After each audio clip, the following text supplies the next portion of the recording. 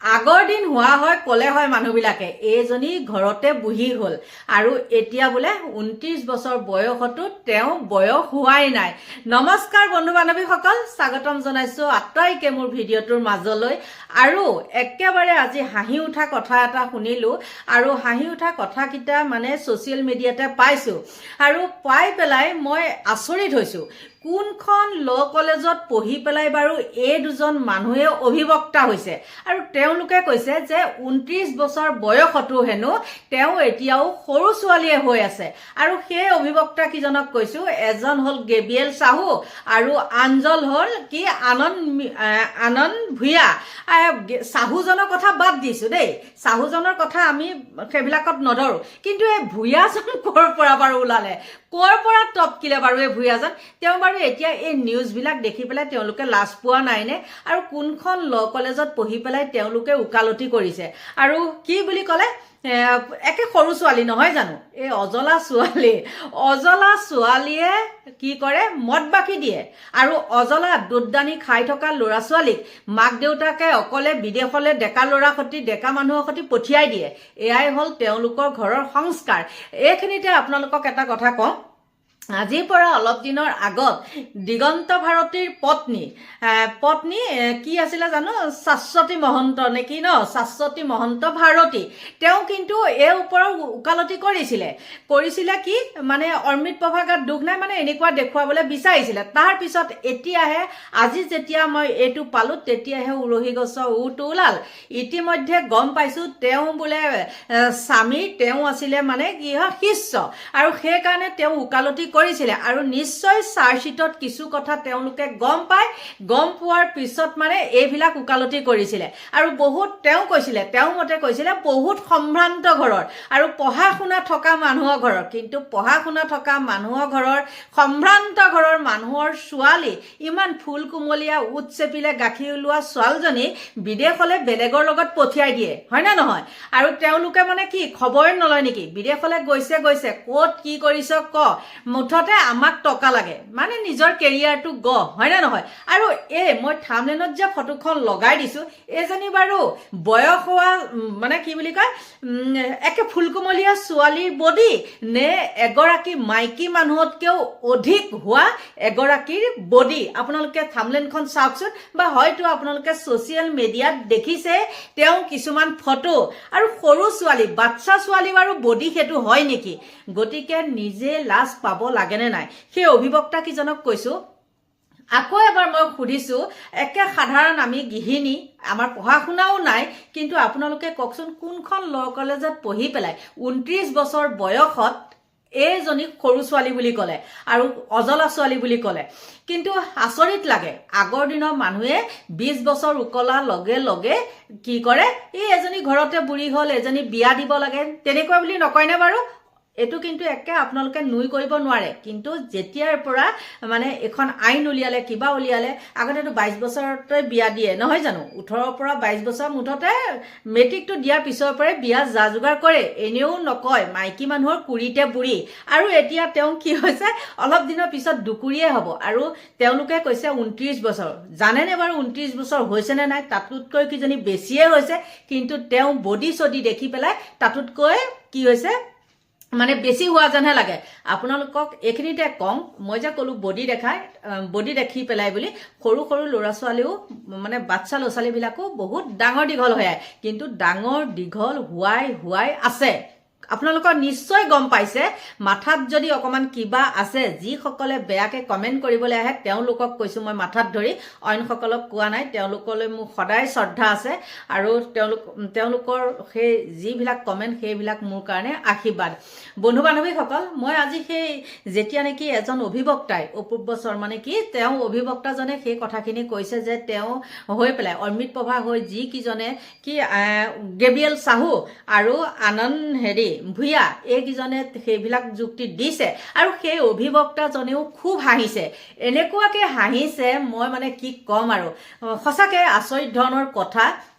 উৎচেপিলে গাখীৰ ওলোৱা ছোৱালীজনী সম্ভ্ৰান্ত ঘৰৰ মানুহে কি কৰিছে বেলেগৰ লগত বিদেশত পঠাই দিছে আৰু তেওঁলোকে খা খবৰো লোৱা নাই যতে ৰাতি ততে কাটি তেওঁলোকে হয়তো চাগে গম পায় সেইগৰাকীৰ কথা আৰু সেই কাৰণে কি কৰিছে তেওঁলোকক টকাহে লাগে কেৰিয়াৰ লাগে হয়নে গতিকে বন্ধু বান্ধৱীসকল আপোনালোকে চাই লওক সেই অভিবক্তাসকলে কেনেকৈ হাঁহি মাৰিছে আদালতৰ মজিয়াত জুবিন গাৰ্গক দোষী সজোৱাৰ যুঁজা অমৃত প্ৰভাক জামিন দিবলৈ অমৃত প্ৰভাৰ দুই অধিবক্তাই জুবিন গাৰ্গক দোষী সজোৱাৰ যুঁজা আৰম্ভ কৰিছে অধিবক্তাৰ যুক্তি যে অমৃত প্ৰভাই একো নাজানে তাই অজলা ছোৱালী কম বয়সীয়া ছোৱালী অমৃত প্ৰভাই একো নাজানে আৰু জুবিন গাৰ্গেহে অমৃত প্ৰভাক বাধা প্ৰদান কৰিব লাগিছিল কেতবোৰ অদ্ভুত যুক্তি আদালতৰ মজিয়াত আনন্দ কুমাৰ ভূঞা আৰু গেব্ৰিয়েল সাহুৰ সবিশেষ এই মুহূৰ্তলৈ আহিছো অমৃত প্ৰভাই যেহেতু জামিন বিচাৰি আবেদন কৰিছিল আৰু সেই শুনানি 30 তাৰিখে আদালতে প্ৰদান কৰিব অমৃত প্ৰভাৰ হৈ অদ্ভুত যুক্তি আদালতত জুবিন গাৰ্গক এক প্ৰকাৰে দোষী সজোৱাৰ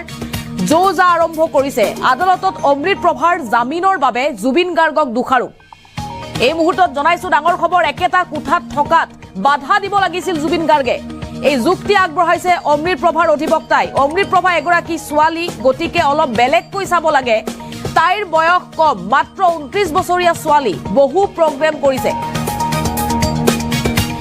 তাই একো নাজানে তাই অজলা ছোৱালী বুলি মন্তব্য কৰিছে তাই একো নাজানে অজলা ছোৱালী জুবিন গাৰ্গে অনবৰতে হোটেলৰ কোঠাত সুৰাপান কৰি আছিল জুবিন গাৰ্গক আদালতৰ মজিয়াত দোষী সজোৱাৰ যুঁজা অমৃত প্ৰভাক বচাবলৈ যুক্তি আনন্দ কুমাৰ ভূঞা আৰু গেব্ৰিয়েল সাহুৰ অমৃত প্ৰভাক জামিন দিয়াবলৈ উঠি পৰি লাগিছে দুই অধিবক্তা যিকোনো পৰ্যায়তেই অমৃত প্ৰভাক জামিনৰ চেষ্টা দুই অধিবক্তাৰ আদালতৰ মজিয়াত জুবিন গাৰ্গক দোষী সজোৱাৰ চেষ্টা জুবিনৰ চৰিত্ৰ হনন কৰি হলেও নিৰ্দোষী সজোৱাৰ চেষ্টা অধিবক্তাৰ শীঘ্ৰেই হয়তো মুকলি আকাশৰ তললৈ আহিব পাৰে অমৃত প্ৰভা মহন্ত অমৃত প্ৰভাৰ জামিন বিচাৰি অধিবক্তাই অদ্ভুত যুক্তি আদালতৰ মজিয়াত দাঙি ধৰিছে 5 অভিযুক্তই জামিনৰ বাবে কৰিছিল আবেদন ইয়াৰে 2 অভিযুক্ত সন্দীপন গাৰ্গ আৰু শ্যামকানু মহন্তই অদ্ভুতভাৱে নিজেই উঠাই লৈছে জামিন আবেদন হঠাৎ সিদ্ধান্ত সলনি কৰিছে 2 অভিযুক্তই আনফালে অমৃত প্ৰভা মহন্তৰ জামিনৰ বাবে আদালতৰ মজিয়াত কেতবোৰ যুক্তি আগবঢ়াইছে অমৃত প্ৰভাৰ 2 ব্যক্তিগত অধিবক্তাই যেহেতু অমৃত প্ৰভাও লাভ কৰিছিল ব্যক্তিগত অধিবক্তা সিদ্ধাৰ্থ শৰ্মাই কলকাতাৰ পৰা অধিবক্তা আনিছে যুক্তি দিবলৈ অমৃত প্ৰভাৰ হৈ অদ্ভুত যুক্তি আগবঢ়াইছে অমৃত প্ৰভাৰ অধিবক্তা আনন্দ কুমাৰ ভূঞা আৰু গেব্ৰিয়েল সাহুৱে যে অমৃত প্ৰভা এগৰাকী ছোৱালী গতিকে তেওঁক অলপ বেলেগকৈ চাব লাগে তাইৰ বয়স কম 29 বছৰীয়া ছোৱালী বহু প্ৰগ্ৰেম কৰিছে তাই একো নাজানে অজলা ছোৱালী জুবিন গাৰ্গে অনবৰতে হোটেলৰ কোঠাত সুৰাপান কৰি আছিল অমৃত প্ৰভাক বচাবলৈ এই যুক্তি আগবঢ়াইছে অমৃত প্ৰভাৰ অধিবক্তাই এক প্ৰকাৰে উঠি পৰি লাগিছে অমৃত প্ৰভাক জামিন দিয়াবলৈ একেটা কোঠাত থকাত জুবিন গাৰ্গে অমৃত প্ৰভাক বাধা দিব লাগিছিল জুবিন গাৰ্গক দোষাৰোপ কৰি হলেও দোষী সজাই হলেও চৰিত্ৰ হনন কৰি হলেও অমৃত প্ৰভাক জামিনৰ চেষ্টা ইতিমধ্যে এছআইটিয়ে যি চাৰ্জশ্বিট দাখিল কৰিছিল তাত কেতবোৰ কথা স্পষ্টকৈ লিখা আছিল যে অমৃত প্ৰভাই সুৰাপান কৰোৱাইছিল জুবিন গাৰ্গক উৰে নিশা সুৰাপান কৰাইছিল জুবিন গাৰ্গক সকলো ভিডিঅ' পাৰ্টকৈ ছ'চিয়েল মিডিয়াত অমৃত প্ৰভাই ৰিলিজ কৰিছিল কিন্তু একো নজনাৰ ভাও জুৰিছিল অমৃত প্ৰভাই সকলো জানিছিল ইয়তৰ ভিডিঅ'সমূহ অমৃত প্ৰভাই ৰিলিজ কৰিছিল বুলি মন্তব্য বা চাৰ্জশ্বিটত কেতবোৰ কথা উল্লেখ কৰিছে তদন্তত সেই কথা পোহৰলৈ আহিছে যে অমৃত প্ৰভা এক প্ৰকাৰে দোষী বুলি ইংগিত দিয়া হৈছিল চাৰ্জশ্বিটত আৰু তাৰ মাজতে এবাৰ অমৃত প্ৰভাৰ অধিবক্তাৰ এই যুক্তি অমৃত প্ৰভাৰ অধিবক্তাই কি যুক্তি দিছিল চৰকাৰী অধিবক্তাৰ মুখেৰে শুনক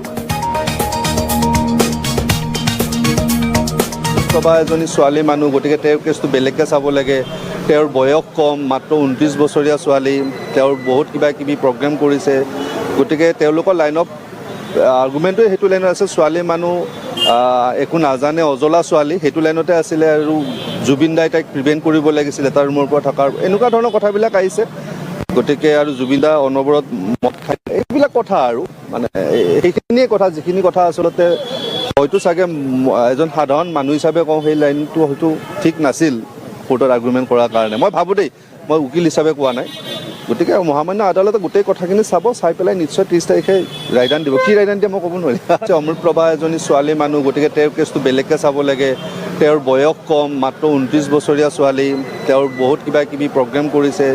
গতিকে তেওঁলোকৰ লাইন অফ আৰ্গুমেণ্টটো সেইটো লাইনত আছে, ছোৱালী মানুহ একো নাজানে, অজলা ছোৱালী, সেইটো লাইনতে আছিলে। আৰু জুবিন দাই তাইক প্ৰিভেণ্ট কৰিব লাগিছিল এটা ৰুমৰ পৰা থকাৰ, এনেকুৱা ধৰণৰ কথাবিলাক আহিছে।